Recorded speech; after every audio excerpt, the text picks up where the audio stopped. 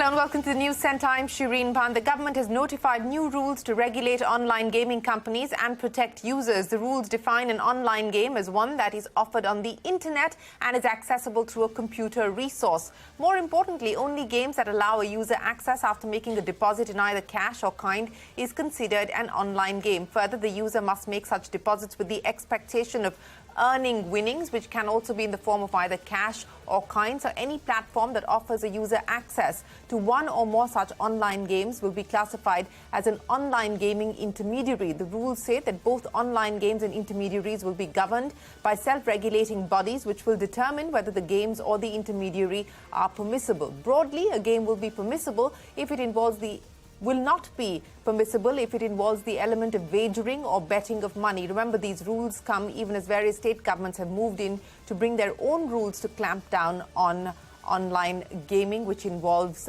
betting and gambling. Tamil Nadu and Karnataka have tried to pass legislations to ban games like online rummy and poker. The rules also mandate intermediaries to spell out withdrawal and refund policies and put in place privacy policies and safeguards. They must also ensure a robust KYC mechanism to prevent online games being used to launder money. Let's listen in to the Minister of State for Information Technology. We are dealing with essentially a framework that allows for all online gaming to be determined as permissible or not by a self-regulatory organization. Permissibility will be determined by simple principles of whether wagering is involved, and if wagering is involved, then the SRO would be in a position to say that those online games are not permissible. The moment an online gaming trespasses into involving betting and wagering, regardless of the core content of the game, then it falls afoul of these rules. Well, that is the Minister of State for Information Technology taking us through the rules that have been notified by the government today. Joining me now are Roland Landers, the CEO of the All India Gaming Federation, Trivikraman Thampy, the CEO and the co-founder of Games 24/7, and Deepak Gullapalli, the CEO and founder of Ace23. Gentlemen, thanks very much for joining us on the program. Roland, let me start by asking you, the draft rules were put out for public consultation at the start of this year. Since then, there has been some feedback and there have been comments that have come in from industry. I would imagine that you've only had a cursory look at the final notification that we're also going over in real time as we speak. But on balance, what do you believe the implications will be for the gaming industry? Thank you, Shireen, for having me. I must qualify that my comments are based on the press conference of the Honorable Minister a little while ago. And we will comment further once we see the official gazetted notification. So as the oldest, largest and the most diverse industry body for online gaming, we are grateful for the MeitY for coming out with these rules that regulate online gaming under the IT Act. And we hope that these rules will provide certainty with stability and reduce state-wise regulatory fragmentation.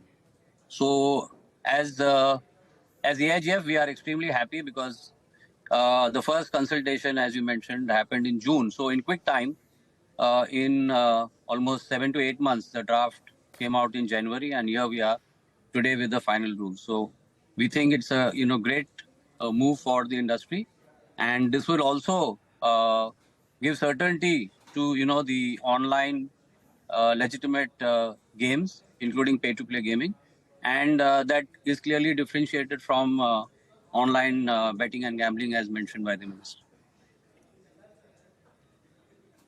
Absolutely. And yes, the hope is that this will, in a sense, provide certainty as far as the playing field is concerned. But we will need to see whether this is going to be something that state governments will follow through on. Trivikraman, let me come to you now. And let's look at the specifics of what the final notification is saying. It says that the online real money game does not involve wagering on any outcome. And the online gaming intermediary and such online game is in compliance with provisions of Rule 3 and 4. So essentially, as we just heard from the Minister as well, saying online wagering will run foul of the rules that have been notified by the government today. How do you see industry reacting to that? I'll come to play in just a second, but I wanted to get your comments on this. Yeah, I mean, I think our understanding of wagering on outcome, and I would speculate and say that's likely the understanding of the entire industry, is basically that wagering on games which are purely outcome based and do not involve any performance of the user. For instance, roulette, where you're just betting on or wagering on whether the ball lands on number 3 or 5 or 7 or whatever that might be. Those are the games that I think these rules will not allow. And I think that kind of clarity and the fact that the games that are allowed, which are not allowing for wagering and betting on outcomes, specific outcomes like that, the games that are not doing that, being registered by certain self-regulatory bodies or self-regulatory organizations, will help solve a number of problems, actually. Number one, we've had a significant problem with offshore operators that are offering all kinds of illegal games inside the country. And now these games are obviously not going to be registered by any of the SRBs, which will ensure that customers understand, which games are blessed by the government as legal and which aren't, because I think most SRBs will probably come out with some sort of seals or registration marks that you have to carry on your game if it's been registered by the SRB.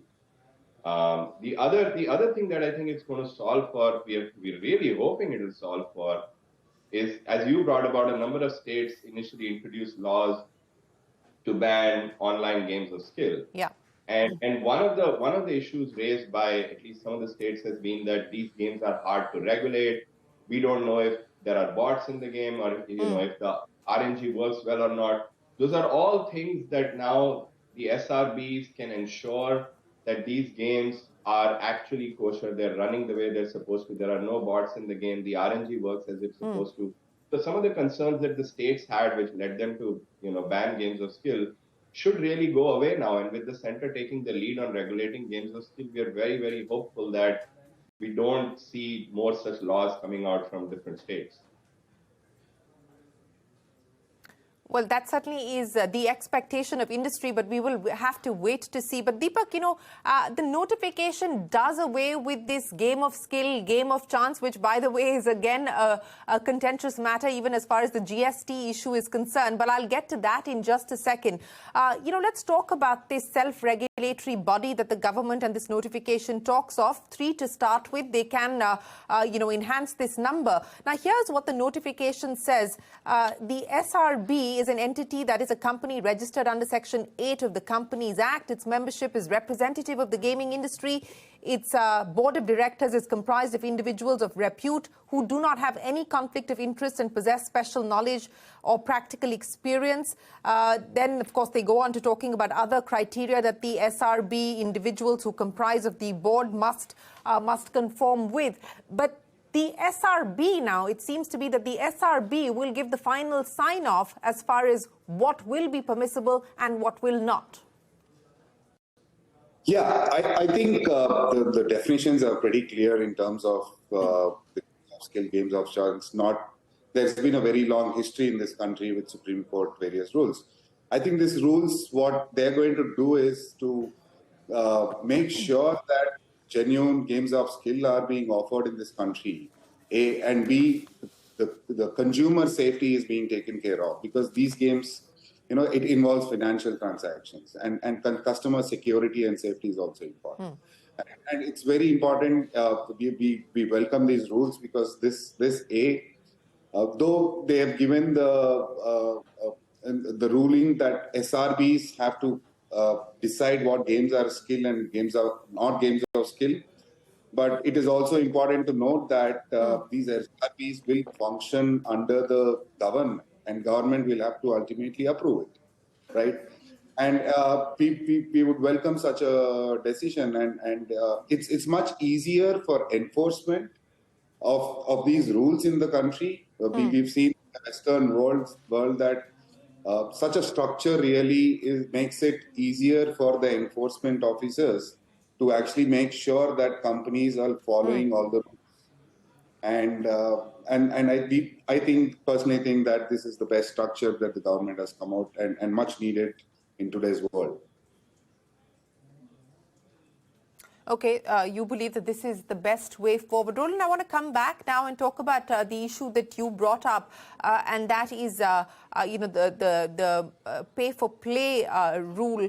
And the government is essentially saying that, look, you need to adhere to KYC norms, something that Trivikraman was also talking about, how that becomes imperative because you do have offshore operators functioning here in the online gaming space. Also goes on to say things like an online gaming intermediary shall not finance by way of credit or enable financing to be offered by a third party for the purpose of playing online games, etc. What do you make of what the rules say on this front? Yeah, so, the way we see it at the AIGF is that this is a decisive first step for comprehensive regulation to follow. And what this will do, propel the industry, the Indian industry, to compete globally. And this has been envisioned by the Honorable PM on several occasions. He has mentioned this also. The other thing is that the rules provide, for complete legitimacy. Now, it also giving us the opportunity to, as I said, to compete globally. Now, we look forward at the AIGF. Obviously, we will be putting forth the application for the SRB. Now, the thing is that we look forward to assisting the industry transition to the self-regulatory model envisioned by the rules.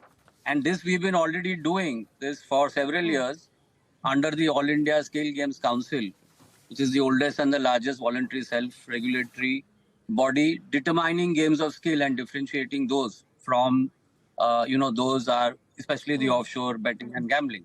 So we think that, this is going to be a great step. And the KYC norms we've had, the interaction, the industry consultation with the Honorable Minister and the team at METI, where we did give some inputs on, we are waiting to see the final rules, but, possibly graded KYC, starting with, a basic KYC leading up to a full KYC in some cases.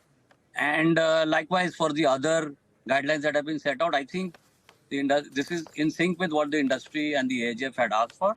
And so we look forward to, those rules being implemented under the SRB. Right. We will, of course, have to wait to see when these SRBs 3, which is what the government is planning at this point in time, do come up. But Trivikraman, there has been a fair degree of consultation, and these rules that we're discussing today are a result of the stakeholder feedback that the government has got. Now, I want to understand from you, whether it's KYC or it's the SRB structure or what qualifies as, online gaming, etc.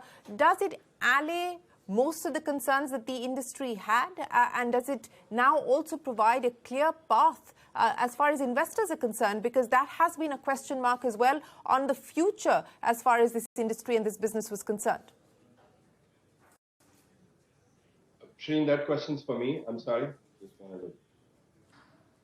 Yes, for you, Trivikraman. No, I think, I mean, this is, I think Roland mentioned this, Deepak also mentioned this. This has just been pretty phenomenal for the industry. As Roland said, these discussions started in June. They published draft rules in January. I think it was a very, very inclusive process that the government adopted. Everybody in the industry was able to send their inputs, their feedback. And then the Honorable Minister and the Ministry METI basically organized a live session where industry members, and others were invited to present their views. And I think, we don't, again, just like you, we haven't seen the final draft rules, but given how the process was and how inclusive it was and how our feedback was taken, I'm expecting that it will address most of the concerns that the industry had raised. Irrespective, I think this is a giant first step. I think it creates a lot of predictability in the industry, particularly for, as you said, investors. I think this is going to bring more capital to the industry. This is going to create more startups, bring more entrepreneurs, just going to drive a lot more growth. And it is, as Deepak said, like a really awesome first step. Is there going to be more work beyond this? For sure. As Roland said, I think the eventual goal is to get to an online gaming law. But I think this is a great first step. And as we go along, I think the industry will work closely with the ministry, keep providing them inputs. I think the ministry is also going to learn more over time about the industry itself. This is the first step, as I said. And you know, I think we're really, really looking forward to working in a more certain, more stable regulatory regime as opposed to the regime in which we operated until now. Well, we will take a break but continue the conversation on the rules notified by the central government on online gaming. We'll be in conversation with the Minister of State for Information Technology, Rajiv Chandrasekharan, right after this.